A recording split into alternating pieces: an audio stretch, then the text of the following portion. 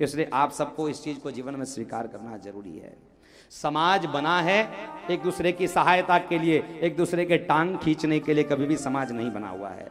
आज समाज में टांग खींचने की परंपरा चल रही है। कोई बड़ा सेठ बन जाए, अरे वो तो क्या है 2 नंबर का चलाता है।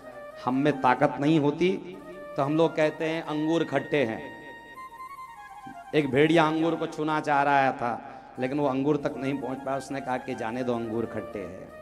तो संसार की नीति ऐसी चलती है, जब हम कुछ नहीं कर पाते तो हम दूसरे को दोष दे करके मुक्त हो जाते हैं कि अरे उसने तो कोई 2 नंबर से कमाया होगा, उसने अपना परिश्रम कर करके कमाया। तू कहे कि अरे देखो हमारे अग्रसेन जी है, हाँ हमारे अग्रवंशी है, अरे ये हमारा देखो चौधरी है, अरे देखो हमारा महाजन, ये हमारा माली, हमारा ये तेली है, ये हमारा पाटिल है।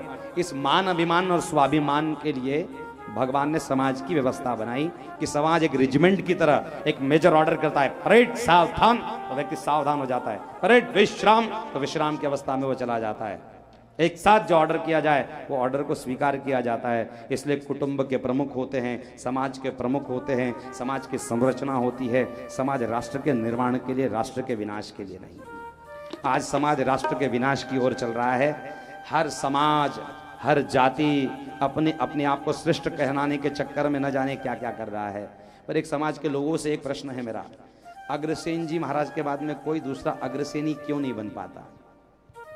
छत्रपति शिवाजी महाराज के बाद में कोई छत्रपति शिवाजी महाराज के जैसा क्यों नहीं बन पाता? छत्रपति शिवाजी महाराज के तरह कान में बाली पहन लेने से कोई छत्रपति शिवाजी महाराज नहीं बनता। छत्रपति शिवाजी महाराज के समान दाढ़ी बढ़ा लेने से कोई छत्रपति शिवाजी महाराज नहीं बनता।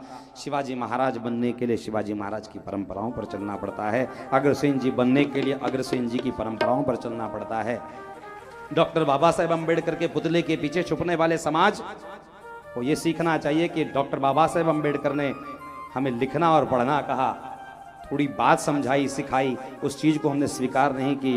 बुद्ध परंपरा में प्रज्ञाशील और करुणा की बात की गई। कहाँ गई तुम्हारी प्रज्ञा, कहाँ गया शील और कहाँ गई करुणा? अगर ये तुम 3 स्वीकार नहीं करते तो अपने आप को डॉक्टर बाबा साहेब अम्बेडकर के अनुयायी कहना छोड़ दो।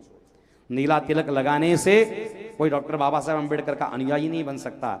उसको नीले अक्षर का पेन चलाना पड़ता है, बहुत पढ़ना पड़ता है, बहुत लिखना पड़ता है, तब जाके कोई डॉक्टर बाबा साहब अम्बेडकर का अनुयायी बन सकता है। इसलिए किसी पुतले के पीछे छुप कर करके अपने आप को जय जय कराना बंद कराओ।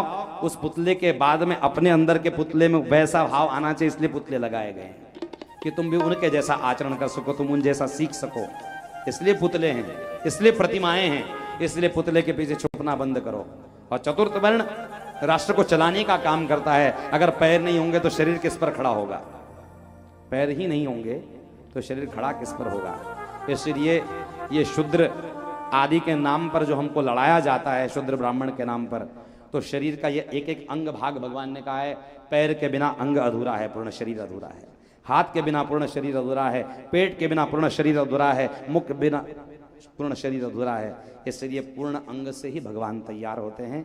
कभी भी ये कहना छोड़ दो कि कोई जाति नीची है, कोई जाति ऊंची है, कोई जाति ऊंची है, कोई जाति गिरी हुई है, ये कहना बंद करना चाहिए। क्योंकि हम लोग सनातनी हैं, हम मात्र हिंदू हैं। हिंदू हम होकर के जन्मे हैं और सनातनी हिंदू होकर करके मृत्यु को प्राप्त करे, ये हमारी सच्ची मंगलमयता है। इसलिए जाति पाति में बंटना बंद करो, क्योंकि हिंदू जब जब बंटता है तब तब हिंदू कटता है।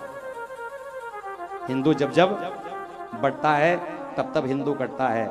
विरोधियों के सामने 70% हिंदू नहीं है, ये बात समझ करके चलो।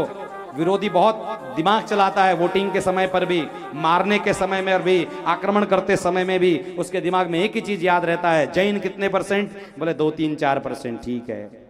सिख कितने परसेंट? बोले 2-4-5%। उसमें से वो डिवाइड करता है अलग अलग आदमी को। जैन को मारना बहुत आसान है। अरे जैन के ऊपर आक्रमण हुआ, किसी भारतीय ने अभी तक आवाज नहीं उठाई, तो इसका अर्थ है कि उसके अंदर सनातन की वृत्ति खत्म हो चुकी है। आपल्याला काय करायचं? जैन साधू मेला आपल्याला काय करायचंय? साधु किसी का भी हो, वो जैन समाज का साधु होगा या सनातन के किसी वृत्ति का, किसी परंपरा का साधु होगा। साधु साधु होता है। अगर जैन समाज के साधु को टुकड़ों में काट दिया गया तो एक दिन तुम्हारे भी साधुओं को टुकड़ों में काट दिया जाएगा। इसके लिए तुमको सावधान होकर के आवाज निकालनी चाहिए। तो जैन को 2% मारना बहुत आसान है, सिख को 5-10% में मारना बहुत आसान है, पाटिल आदमी 2-4-5-10% होगा उसको मारना बहुत आसान है, बौद्ध 10-20-50-50% होगा उसको मारना बहुत आसान है। उनको टारगेट फिक्स है, ये इतने से है। ये जब एक हो जाएंगे तब जाकर के मुट्ठी बनेगी। लेकिन ये हमेशा उंगलियों को अलग अलग रखते हैं। उंगली जब ऐसी रहती है तो उंगली में उंगली डाल करके उंगली मरोड़ते आती है, पर उंगली जब ऐसी रहती है तो झाकले मुठ सव्वा लाखाची, हमारे अंदर के झगड़े हम निपट लेंगे, हमारे पाटिल तेली कोली माली जिसमें जो जो विवाद होंगे हम देख लेंगे, कौन ऊंचा कौन नीचा।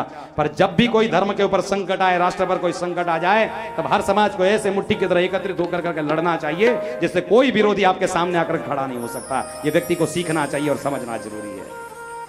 आपने कभी एक अंगुली से भोजन नहीं पाया, कभी 2 अंगुली से भोजन नहीं पाया, कभी 3 अंगुली से भोजन नहीं पाया। शरीर को भोजन अगर देना है तो 5 उंगली भिजानी पड़ती है और फिर 5 उंगलियों के द्वारा भोजन व्यक्ति करता है। इसलिए 5 उंगली एक सार नहीं, चाहे हाथ देख लो। इस संसार में ये 5 उंगली कभी अलग अलग नहीं है। बड़ा सुंदर सूत्र है, पर आज कृष्ण जन्म का भाव है इसलिए हम आगे इस कथा पर ये भजन नहीं